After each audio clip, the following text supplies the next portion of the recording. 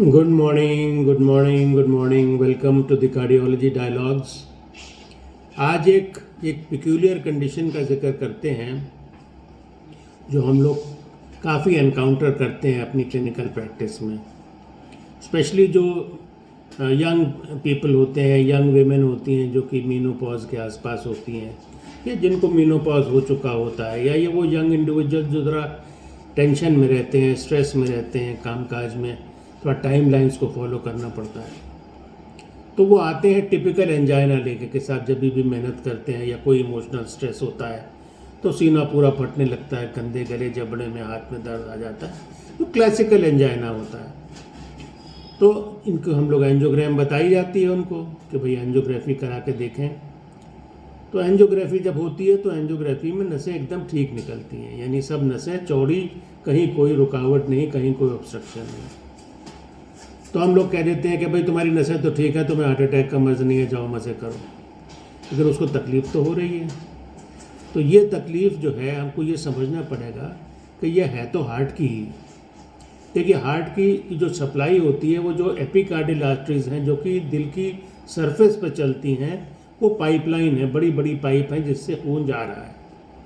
लेकिन मांसपेशी में जब खून पहुंचना होता है तो उन बड़ी वेसल्स की जो इरिगेशन सिस्टम है, जो छोटी छोटी नसें हैं जो मांसपेशी में जाकर खून पहुंचाती हैं, वो गड़बड़ी उनमें होती है।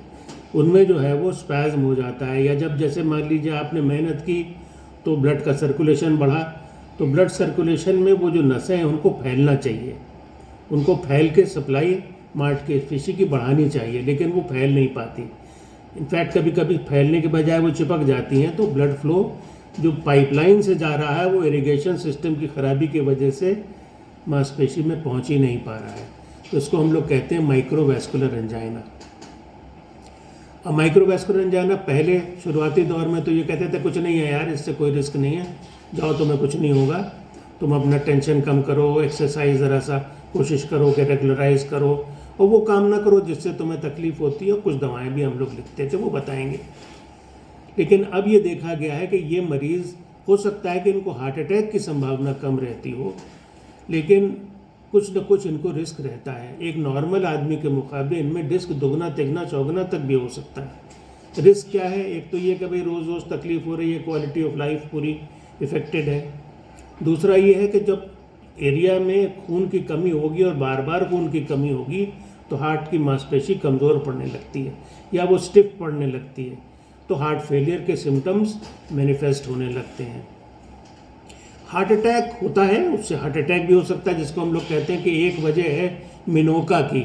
मिनोका का मतलब myocardial infarction with normal artery. Normal artery epicardial है, जो मोटी मोटी पाइपलाइन है। तो जो छोटी नसों का इरिगेशन सिस्टम का माइक्रोवैस्कुलर एंजाइना में स्पैज़म है, तो स्पैज़म की वजह से हार्ट अटैक भी हो सकता है। मिनोका की एक वजह ये भी, मिनोका की बहुत सी वजह होती हैं लेकिन एक वजह इसमें ये भी है।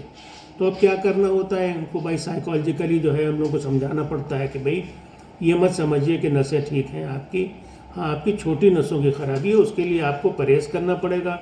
सारे रिस्क फैक्टर्स हैं, जैसे स्मोकिंग है, डायबिटीज़ है, ब्लड प्रेशर है, वज़न का घटना है, खाने पीने में परहेज़ है, ये तो आपको करना ही पड़ेगा। दूसरा ये है कि कुछ दवाएं देते हैं, जैसे हम लोग बीटा ब्लॉकर देते हैं। तो जब पल्स रेट स्लो होती है तो हार्ट की जो नसें हैं उनमें भरने का जाइम ज़्यादा मिल जाता है, क्योंकि वो हार्ट जब रेट तेज़ होती है तो वो जल्दी से भर नहीं पाती हैं। और जब हार्ट रेट थोड़ी स्लो होती है या मांसपेशी का कॉन्ट्रैक्शन कुछ ज़्यादा पावरफुल न होके कम होता है, तो फिर जो नसें हैं, जो छोटी नसें हैं, वो दबती भी नहीं है और उनमें फ़्लो भी बढ़ता है, उसमें जो है खून की सप्लाई भी बढ़ जाती है। दूसरी चीज़ हम लोग देते हैं कैल्शियम चैनल ब्लॉकर।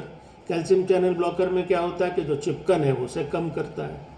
तीसरी चीज़ हम लोग देते हैं रेनालोजीन। रेनालोजीन भी वही काम करती है कि पल्स रेट थोड़ा कम करेगी, थोड़ा सा नसों को फैलाएगी।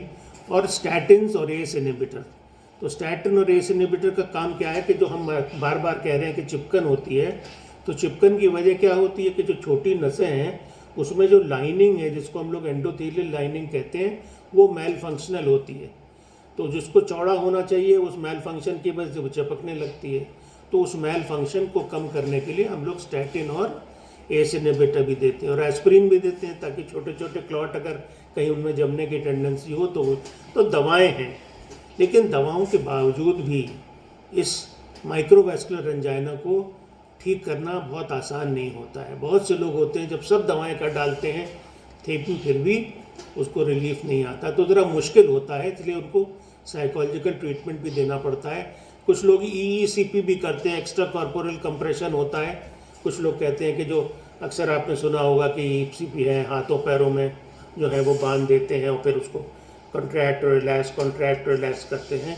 Counter pulsation, external counter pulsation कहलाते हैं। कितना फ़र्क पड़ता है ये तो मैं नहीं कह सकता, मुझे कोई एक्सपीरियंस नहीं है, उसका कोई रिकमेंडेशन भी ऐसा नहीं आया है। लेकिन माइक्रोवैस्कुलर एंजाइना में बहुत से लोग जो है एक्स्ट्रा कॉर्पोरल कंप्रेशन भी कराते हैं, जो कई जगह अवेलेबल है। हम लोग के यहाँ तो यहाँ नहीं है, लेकिन दिल्ली वगैरह में लोग करते हैं, उससे भी कुछ ना कुछ रिलीफ मिलता है। तो ये मैं कहना चाह रहा था कि हम लोग एज डॉक्टर्स भी और एज अ पेशेंट भी ये समझें कि भाई अगर हमने एंजियोग्राफी करा ली है और हमारी एपिकार्डियल वेसल्स नॉर्मल हैं, तो इसका मतलब ये नहीं है कि हमारा हार्ट की प्रॉब्लम नहीं है, क्योंकि हमको एंजाइना तो क्लासिकल हो ही रहा है। और कभी कभी इन पेशेंट्स पे जैसा मैंने कहा कि हार्ट अटैक भी हो जाता है, जिसमें कि कॉर्नरीज नॉर्मल मिलती हैं, जिसको हम लोग मिनोका कहते हैं। तो मिनोका के बारे में फिर मैं और डिटेल में अगले उसमें जो है एक सेशन में बताऊंगा। उसकी एक वजह माइक्रोवैस्कुलर एंजाइना भी है, लेकिन उसकी और बहुत सी वजह हैं और उसमें क्या करना चाहिए, क्या ट्रीटमेंट कर सकते हैं, उसका जिक्र करेंगे। तो आज मैं समझता हूँ कि सिर्फ माइक्रोवैस्कुलर एंजाइना पे ही इस चीज़ को ख़त्म कर देते हैं। ट्रीटमेंट मुश्किल होता है, लेकिन ये बिनाइन कंडीशन नहीं है जिसके लिए हम लोग पहले कहते थे कि ये बिनाइन है। इसमें प्रॉब्लम बढ़ सकती है, हार्ट फेलियर और एंजाइना की वजह से हार्ट अटैक भी हो सकता है। इसलिए रिस्क फैक्टर्स को कंट्रोल करिए, जो दवा आपको बताई जाए वो करें। और बहुत सी चीज़ों को एक्सेप्ट करना पड़ता है कि भाई ऐसा है कि ये एंजाइना मुश्किल है कंट्रोल करना, तो मैं वो काम ना करूँ जिससे ये हो जाता है। जैसे टेंशन ना करूँ, अगर स्ट्रेस से होता है या एग्जर्शन से होता है तो मैं एग्जर्शन में अवॉइड करूँ। तो आज इतना ही, टेक केयर, बाय बाय।